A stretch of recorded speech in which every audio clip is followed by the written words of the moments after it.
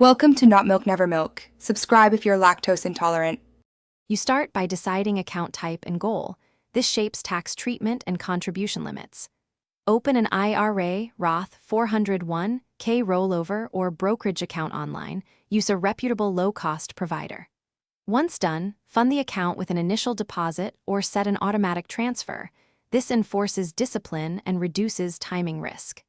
Make sure to link your bank and complete identity verification. You do this now because a funded account lets you buy shares immediately and begin compounding. You next choose specific index funds. Prefer broad market ETFs or mutual funds with expense ratios near 0, 0.3%, 0, 20% and low tracking error. This saves money long term. Check whether the fund is tax efficient for taxable accounts and whether it fits your desired allocation between U.S. stocks, international stocks, and bonds. Once selected, calculate exact by amounts or percentages. Make sure to account for minimums and commission-free options. You do this to align expected returns with the risk you can tolerate.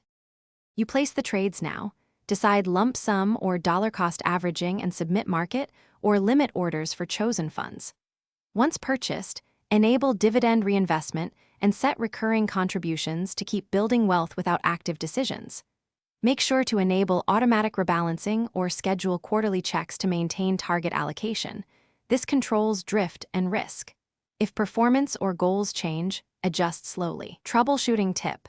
If trades fail due to insufficient funds or order limits, verify linked bank, adjust amounts, and retry immediately.